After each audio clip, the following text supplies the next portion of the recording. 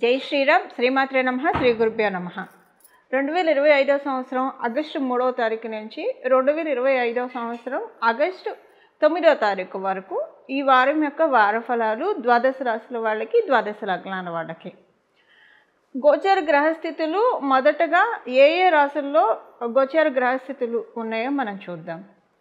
మిథున రాశిలో దేవగురువైన బృహస్పతి వారు, అలాగే దైత్య గురువైన శుక్రాచార్యుల వారు సంచారము. కర్కాటక రాశిలో సూర్యనారాయణమూర్తి వక్రించిన బుధ భగవానుడితోటి కూడిన సంచారము. సింహరాశిలో కేతుదేవుని సంచారము. కన్యా రాశిలో కుజ భగవానుడి సంచారం, మంగళ సంచారము.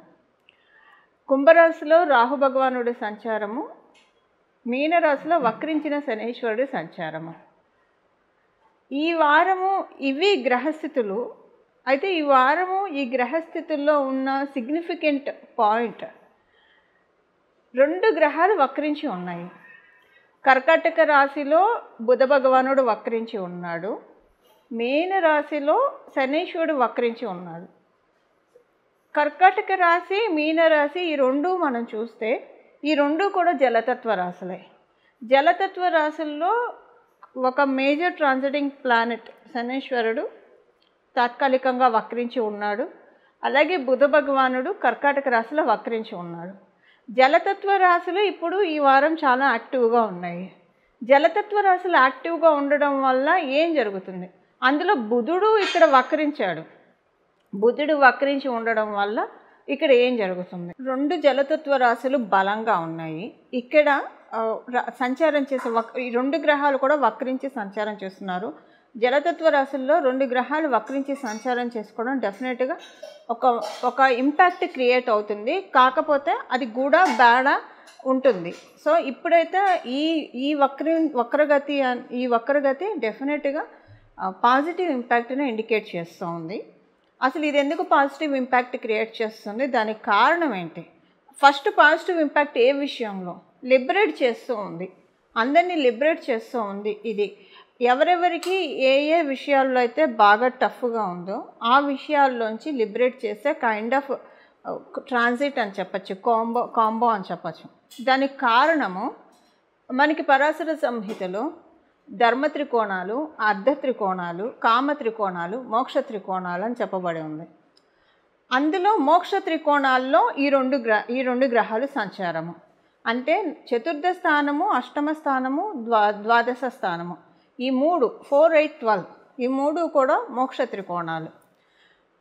ఇప్పుడు మనము కాలపురుషుడి కుండలిలో నుంచి మనం చూస్తే కర్కాటక రాశి చతుర్థ స్థానం అయింది, 4వ స్థానం అయింది. మీన రాశి 12వ స్థానం అయింది, వ్యయభావం అయింది. ద్వాదశ స్థానం అంటాం, వ్యయస్థానం అంటాము, మోక్ష స్థానం అంటాము.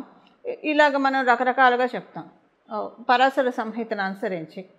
ఇప్పుడు ఇక్కడ ఉన్న సిగ్నిఫికెన్స్ ఏంటంటే మోక్ష త్రికోణాలు జలతత్వ రాశులు చాలా బలంగా ఉండడము ఒక మంచి ఇంపాక్ట్ని క్రియేట్ చేస్తుంది. అందరికీ యూనిక్గా వర్తించే విషయాలు ఏంటంటే ఒక 3-4 నెలలుగా చూస్తే మనం ఒక 3-4 నెలలు, ఒక 5 నెలల నుంచి వేసుకోవచ్చు. అందరికీ యూనిక్గా కొంచెం ఫైనాన్షియల్గా ఎంత చేయి తిరిగిన వాళ్ళైనా కావచ్చు. ఇప్పుడు ఎంత చెట్టుకు అంత గాలి అన్నట్టు ఎవరి పొజిషన్కి తగ్గట్టు వాళ్ళ బర్డెన్స్ వాళ్ళకు ఉంటే డెఫినెట్గా ఇది మనందరం అంగీకరించాల్సిన విషయము. ఇలాగా ఫైనాన్షియల్గా కొంచెం ఒక్కసారి ఫ్రీజ్ అయిపోయినట్లు, కొంచెం అలాగని ఫ్రీజ్ అయిపోయిందంటే ఏదో వెళ్ళి ఒకళ్ళ దగ్గర చేయి చాపాల్సిన పరిస్థితి అలా కూడా కాదు. ఎలా ఉంటుందంటే ఇది అవుతుందా కాదా, ఇది అవ్వకపోతే పోనీ వేరే చోట చేద్దామా అంటే లేదు ఇక్కడ కన్ఫామ్గా అవుతుంది ఈ పని, ఇలాగన్నా ఉంటుంది కొంతమందికి అసలు సడన్గా అన్ని దారులు మూసుకుపోయినట్లు అనిపిస్తాయి, సడన్గా అంతే, అది టెంపరీ. ఇంకొంతమందికి ఎలా ఉంటుందంటే ఉన్న డబ్బులు అనవసరంగా ఖర్చు చేసేసుకున్నాము. ఇప్పుడు ఈ టైంలో ఎప్పుడైనా అంటే బాగా మెచ్యూర్డ్గా ఉన్నవాళ్ళు లైఫ్లో అప్స్ అండ్ డౌన్స్ అనేది కామన్. సో సమస్యలు లేని జీవితం ఉండదు. సేవింగ్స్ చేసుకొని ఉంటే బాగుండేది. మీరెంత పాజిటివ్ యాటిట్యూడ్ ఉన్న వాళ్ళైనా సరే డెఫినెట్గా ఈ మాట అనుకుంటారు. అంటే టైట్ అని అనుకోకపోయినా ఇలా అనుకుంటారు. ఇది చూశారు. ఇప్పుడు ఫైనాన్షియల్గా అన్కండిషనల్గా ఉన్న సిచ్యువేషన్స్ ఎవరెవరికైతే ఉన్నాయో ద్వాదశ రాశుల వాళ్ళకి, ద్వాదశ లగ్నాల వాళ్ళకి కెరియర్ స్టెబిలిటీ లేకుండా ఎవరెవరైతే బాధపడుతున్నారో వాళ్ళందరినీ అన్ఫ్రీజ్ చేస్తున్నారు. దానికోసమే బచక్రంలో ఈ గ్రహస్థితి చోటు చేసుకుంది. జలతత్వ రాశుల్లో ప్రత్యేకించి మోక్ష త్రికోణాల్లో వక్రించి ఉన్నారు ఇద్దరు. ఇప్పుడు దీని ఇంపాక్ట్ ఒక్కొక్క రాశి వాళ్ళకి ఒక్కొక్క విధంగా ఉంటుంది. అది మనం చూద్దాము. అంటే వారఫలాల్లో భాగంగానే అన్ని మిగతా విషయాలు చర్చించుకుంటూ దీని ఇంపాక్ట్ ఎలా ఉంటుందో మనం చూద్దాము. ఈ వారము ఈ ఇంపాక్ట్ లిబరేట్ చేస్తుంది ఫైనాన్షియల్గా. ఒక్కొక్కరికి ఒక్కొక్క విషయంలో ఇంకా ఎక్స్ట్రా లిబరేషన్ కూడా ఉంటుంది. అసలు అది మీ జన్మజాతకంలో ఉన్నా లేకపోయినా గోచారం మనకు అందుకే ఉంది. గోచారంలో వచ్చే యోగాలు మనకి ఏమంటారు అన్ఫ్రీజ్ చేస్తాయి అన్నమాట. అంటే మన యోగాన్ని ఒడిసి పట్టుకుంటే జన్మజాతకంలో ఉన్నా లేకపోయినా వాటిని మనం తీసుకోవచ్చు. ఇప్పుడు అవేంటో మనం చూద్దాం. కుంభరాశి కుంభలగ్నాల్లో పుట్టిన వాళ్ళకి ఇప్పుడున్న ఈ గోచారము కన్యారాశి వాళ్ళకి కుంభరాశి వాళ్ళకి స్పెషల్ సిగ్నిఫికెంట్, అందరికంటే చాలా బాగా ఉంది. దానికి కారణం ఏంటి? మీ రాష్ట్రాధిపతి అయిన శనీశ్వరుడు, ఒక రాష్ట్రాధిపతి అంటే మీకు రాహు భగవానుడు శనీశ్వరుడు మీ ఇద్దరు కూడా రాష్ట్రాధిపతులు. ఒక రాష్ట్రాధిపతి అయిన శనీశ్వరుడు యోగాన్ని కలిగిస్తున్నాడు. నేను మొదట చెప్పాను కదా జలతత్వ రాశులు బలంగా ఉన్నాయి, మోక్ష త్రికోణాలు బలంగా ఉన్నాయని. సో ఈ జలతత్వ రాశుల్లో మీ రాష్ట్రాధిపతి ఉండడం ఒక రాష్ట్రాధిపతి, అలాగే మీ ఇంకొక రాష్ట్రాధిపతి అయిన రాహు భగవానుడు మీ రాశిలోనే సంచారం చేయడం.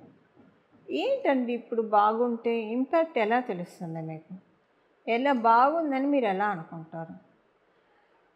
మీకు తెలియకుండానే గడిచిన నెలల్లో కావచ్చు లేదా సంవత్సరాల్లో కావచ్చు ఎంత డబ్బులు వస్తున్నా దాయలేకపోతున్నాము, ఇంకా దాయలేకపోతున్నాం, అసలు లేదంటే అసలు దాయలేకపోతున్నాము, సేవింగ్స్ లేవు అని మీరు అనుకునే కవులకి చెందిన వాళ్ళు అయితే డెఫినెట్గా మీరు అనుకోకపోయినా ఈ వారం నుంచి మనీ సేవింగ్స్కి డబ్బులు దాచుకోవడానికి అవకాశం కల్పిస్తుంది. ఇది మీ ఇన్కమ్ పెరగడం ద్వారా కావచ్చు. మొదటిది, ఇన్కమ్ పెరిగినా దానికి తగ్గట్టు ఖర్చులు ఉంటాయి. ఖర్చులు మీకు తెలియకుండానే ఇక్కడి నుంచి రావు. మీకు సేవింగ్స్ మోడ్ బాగా స్విచ్ ఆన్ చేస్తూ ఉన్నారు గ్రహ దేవతలు. సో ఖర్చులు అంటే ఖర్చులకు మించిన ఆదాయం అనుకోండి. అంటే ఖర్చులు డెఫినెట్గా తగ్గిపోతాయి మీకు తెలియకుండానే. మీరు కూడా ఆలోచిస్తారు, ఈ ఖర్చు అవసరమా, ఈ ఖర్చు అవసరమా. ఇప్పుడు కొన్నిసార్లు బయటకు వెళ్ళినప్పుడు వస్తువులు ఏమన్నా తెచ్చి పడేస్తాం అలా ఇంట్లో, ఆ తర్వాత వాటి మొహం కూడా చూడం. మీకు ఇప్పుడు ఏంటంటే శనీశ్వరుడు రియలైజేషన్ ఇస్తున్నాడు. చూసావా, ఆ రోజు ఆ వస్తువు కొన్నావు, వాడలేదు, పెట్టలేదు, అలాగ లోపల పడేసావు అంటే దాని గురించి నువ్వు 1000 రూపాయలు, 2000, 5000, 10,000 ఎంతో తగలేసావు. ఆ డబ్బులు దాచుకొని ఉన్నా లేదా ఇంకో దానికి వాడున్నా బాగుండేది కదా. ఇలాంటి ఆలోచనలు మీకు శనీశ్వరుడు కలిగిస్తున్నాడు. దీనివల్ల ఏంటంటే అంటే ఒక మాటలో చెప్పాలంటే ఫైనాన్షియల్ డిసిప్లిన్ని మీకు శనీశ్వరుడు ఇస్తూ ఉన్నాడు. ఫైనాన్షియల్ డిసిప్లిన్ ఇవ్వడం వల్ల మీకు తెలియకుండానే మీకు ఇలాంటి థాట్ ప్రాసెస్ వస్తుంది. ఇంక ఇలా రావడం వల్ల అసలు ఎక్కడ తేడా జరుగుతుంది, ఎలా డబ్బుల్ని కాపాడుకోవాలి, ఏవి అవసరమైన ఖర్చులు, ఏవి అనవసరమైన ఖర్చులు, ఇవన్నీ కూడా మీకు ఒక క్లారిటీ వచ్చి మీరు ఖర్చుని చాలా సక్సెస్ఫుల్గా నియంత్రించుకునే మోడ్లోకి మీరు స్విచ్ ఆన్ అవుతారు. ఇది అందువల్ల ఏంటంటే ఈ వారము సేవింగ్స్ మోడ్ స్విచ్ ఆన్ అయింది, చాలా బాగా ఉంది, బాగా దాచుకోగలుగుతారు. అంటే మనీ సేవింగ్స్కి అవకాశం చక్కగా ఉంది. దాంతోపాటు ఇప్పుడు ఇంకా విడివిడిగా ఉద్యోగస్తులకి వ్యాపారస్తులకి ఇద్దరికీ కూడా మంచి సమయం, ఎలాంటి ఇబ్బంది లేదు. ఉద్యోగస్తులకి ఒక టర్నింగ్ పాయింట్ చూస్తారు మీరు ఈ వారము లేదా వచ్చే 3 వారాల్లో చూస్తారు. వ్యాపారస్తులకి కూడా ఒక టర్నింగ్ పాయింట్ మీరు చూస్తారు. ఉద్యోగస్తులకి మేబీ ఏమన్నా ఉద్యోగంలో అన్కండిషనల్ సిచ్యువేషన్ జరిగే ఛాన్స్ కూడా ఉంది. అరే ఇదేంటి బాగుంది అని అనుకుంటే ఇలా అన్కండిషనల్ అంటే సడన్గా వాళ్ళు మిమ్మల్ని వెళ్ళిపోమని చెప్పచ్చు, సడన్గా కాస్ట్ కటింగ్ పెట్టచ్చు. అలా పెట్టారంటే మీరు అదృష్టవంతులు. ఎందుకంటే డెఫినెట్గా మీకు వితిన్ 2 monthsలో చాలా మంచి ఉద్యోగం దొరుకుతుంది.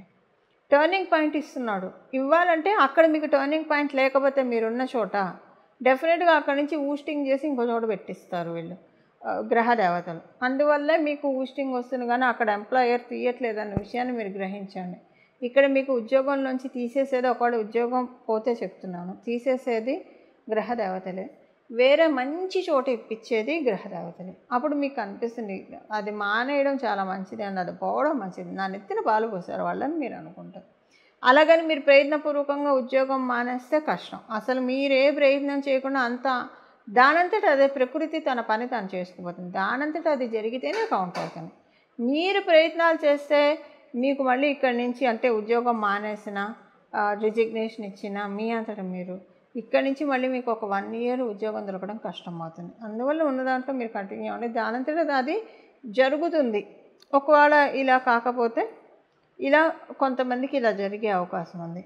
ఇలా కాకపోతే ఉన్న చోట మీకు మంచి మార్పు, డెఫినెట్గా ఒక మంచి మార్పు అయితే చూస్తారు. ఈ మార్పు కోసం మీరు ఉన్న ఉద్యోగాన్ని మటుకు వదులుకోకూడదు, దానంతటా జరిగితేనే మంచి మార్పు, ఇంకా మంచి మార్పు చూస్తారు.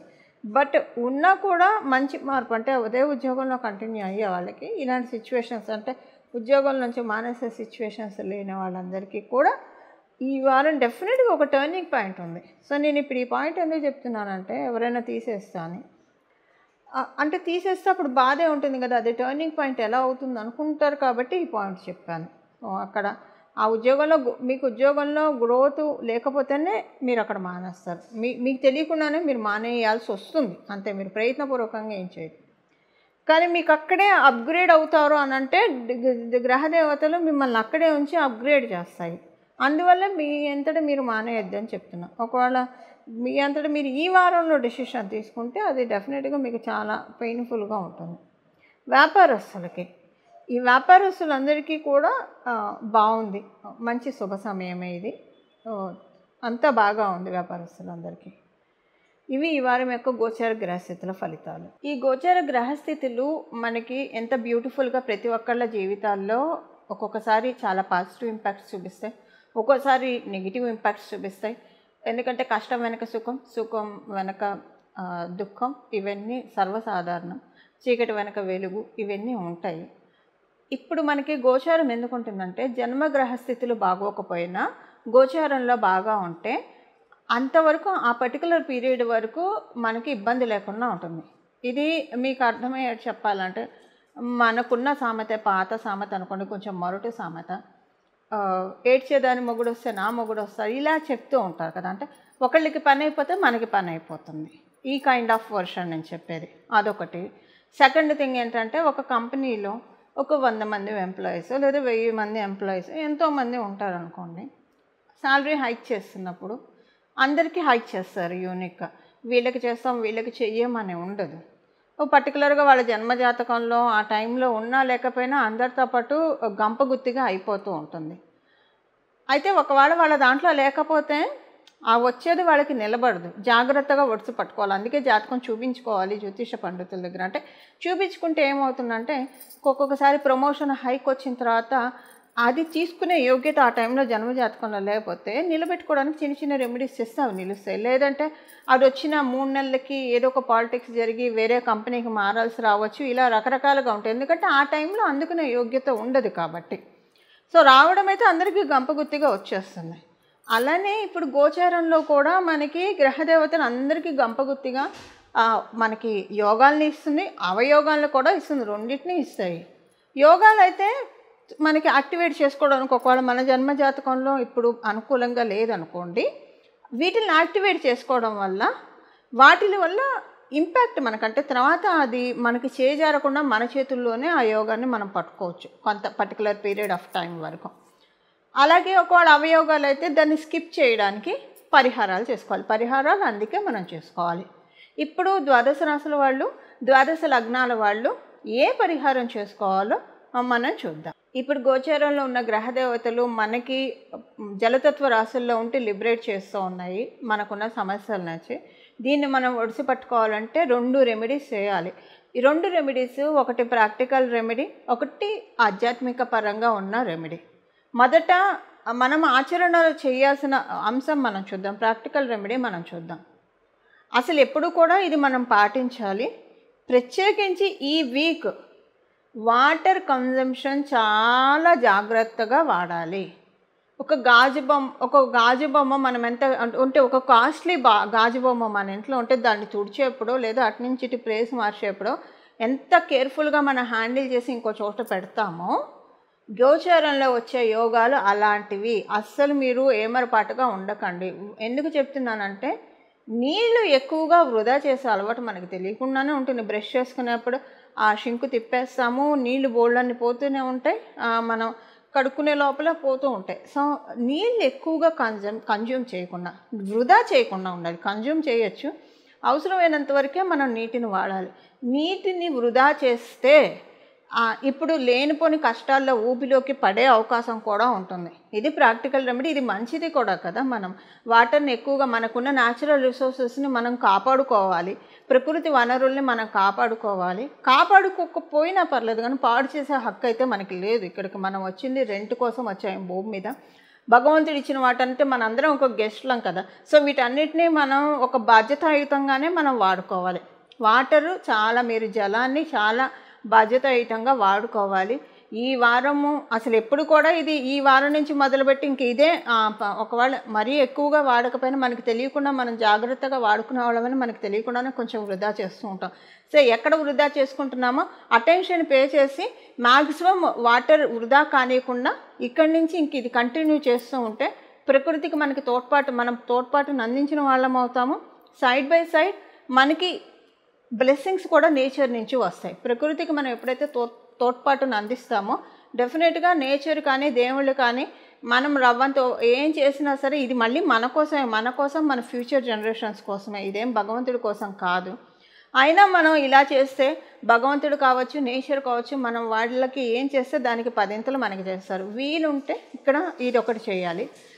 సెకండ్ రెమెడీ ఏంటంటే, మీకు వీలుంటే కనుక చెట్లని నాటండి. ఎక్కడైనా సరే మొక్కల్ని నాటడానికి ప్రయత్నించండి. మీకు ఎక్కడ వీలు కుదిరితే అక్కడ మొక్కల్ని నాటడానికి ప్రయత్నించండి. ఉదాహరణకి మీకు మొక్కలు నాటడానికి అవకాశం కుదరకపోతే, అంటే మీకు ప్లేస్ చిక్కకపోతే ఇంట్లో అయినా ఒక మంచి కుండీలో తెచ్చి ఒక ప్లాంట్ని పెట్టుకోండి. లేదా అసలు మీకు అవకాశం లేకపోతే మొక్కలు నాటినా నాటకపోయినా ఇప్పుడు మనం తెలుసుకోబోయే ఈ నామాన్ని జపించండి. ఈ నామాన్ని జపించడము నీటిని సద్వినియోగం చేసుకోవడం, దుర్వినియోగం కాకుండా, మన ఇంట్లో వాళ్ళు కావచ్చు, మనం కావచ్చు, దుర్వినియోగం చేసుకోకుండా, నిరుపయోగం చేసుకోకుండా జాగ్రత్తగా ఉండడము. అలాగే మొక్కల్ని నాటితే చాలా మంచిది. ఈ వీక్ మొక్కల్ని నాటి మనం ప్రకృతికి ఎంత తోడ్పాటును అందిస్తే అంత మనకి. అంటే మొక్కలు ఎందుకు నాటుతాము? ఆక్సిజన్ కోసం, ఊపిరి పీల్చుకోవడానికి. మన జీవితంలో ఊపిరాడని సిచ్యువేషన్స్ మనం చూస్తూ ఉంటాము, అందరూ చూస్తూనే ఉంటారు, ఎవరు దీనికి అతీతులు కాదు. అలాంటి సిచ్యువేషన్స్, అలాంటి పరిస్థితులు మనకి రాకుండా ఎప్పుడు మనం అమ్మయ్యాను ఊపిరి పీల్చుకునే విధంగా మన జీవితం కొనసాగాలి అంటే ప్రకృతికి మనం వీలైనంత వరకు తోడ్పాటును అందించాలి. ఇప్పుడు దీనికి రైట్ టైం, ఎప్పుడూ దానికి రైట్ టైం. మంచి పనికి ఎప్పుడు సర్వకాల సర్వావస్థలు మంచివే. ప్రత్యేకించి ఒక మంచి అమృత గడియలు అనేవి ఉంటాయి మనకి. ఇప్పుడు మొక్కలు నాటడానికి అమృత గడియలు అంటే నమ్మండి. చక్కగా నాటండి మొక్కలు. మంచి పని చేద్దాము, శ్రీకారం చూడదాము. మొక్కలు నాటిలా మీరు ఈ నామాన్ని జపించుకుంటే ఇంకా మంచిది. నాటిన వాళ్ళు ఖచ్చితంగా ఈ నామాన్ని జపించుకోవాలి. ఆ నామం ఏంటో మనం ఇప్పుడు చూద్దాం. గంగాధరాయ నమః, గంగాధరాయ నమః, గంగాధరాయ నమః. ఈ నామాన్ని మొత్తం జపిస్తూ ఉండండి. మీరు రాత్రి పడుకునేప్పుడు మర్చిపోకుండా దీంతో పాటు గంగానది, గంగానది, గంగానది అని చెప్పుకుంటూ పడుకోండి. 3 సార్లు, ముమ్మార్లు. ఉదయాన్నే లేస్తూ మొదట గణపతిని తలుచుకోవాలి. గజాననాయ నమః, గజాననాయ నమః, గజాననాయ నమః. ఎందుకంటే మొదట పూజ్యత ఆయనకే కాబట్టి. తర్వాత ఉదయాన్నే లేస్తూ కూడా మీరు మంచం మీద కూర్చొని చెప్పుకోవచ్చు, గంగానది, గంగానది, గంగానది. ఇది మనకి శివపురాణంలో ఉన్న విషయము. ఎవరైతే రాత్రి పడుకునేప్పుడు శివనామస్మరణం మనం చేయాలి. ఉదయాన్నే లేస్తూ హరినామస్మరణం మనం చేయాలి. దాంతోపాటు గంగానదిని రాత్రి పడుకునేప్పుడు, ఉదయం లేచేప్పుడు ఎవరైతే స్మరిస్తారో వాళ్ళకున్న అన్ని పాతకాలు నశిస్తాయి. అంటే మన సిన్స్ అన్నీ కూడా కరిగిపోయి మనము మంచి డెవలప్మెంట్ మోడ్లోకి వెళ్తాము. అలాగే మన చేత ధర్మకార్యాలు, పుణ్యకార్యాలు, దేవకార్యాలు భగవంతుడు మనల్ని నియమించి మన చేత చేయిస్తాడు అనడంలో ఏమాత్రం సందేహం లేదు. ఈ నామాన్ని రాత్రి పడుకునేప్పుడు గంగానది గంగానది గంగానది, ఉదయాన్నే లేస్తూ కూడా ఈ నామాన్ని జపించడం. అలాగే ప్రతిరోజు కూడా గంగాధరాయ నమః గంగాధరాయ నమః గంగాధరాయ నమః అనే నామాన్ని జపించి మనమందరం కూడా గంగాధరుడు శశిశేఖరుడైన పరమశివుడి యొక్క కృప వల్ల జలతత్వ రాశులు బలంగా ఉన్నాయి కాబట్టి ఎప్పుడు నిత్యం ఆయన నెత్తిన ఉన్నంత జలం ఎక్కడ ఉండదు. సో ఆకాశ గంగనే ఆయన జటాజూటంలో బంధించాడు. ఇక్కడ మనం జలతత్వ రాశులు అంటే ఆయన జటాజూటమని నా భావన. మనం ఇలాగ స్మరిస్తే కనుక చాలా చక్కటి ఫలితాలు వస్తాయి. ఇలా మనమందరం కూడా గోచారం ఇచ్చే యోగాల్ని ఒడిసి పట్టుకొని మన జీవితాన్ని ప్రశాంతంగా నిర్మలంగా సుసంపన్నం చేసుకోవాలని చెప్పి మనందరి తరఫున నేను కూడా భగవంతుని ప్రార్థిస్తూ మంగళం. నమో భగవతే వాసుదేవాయ.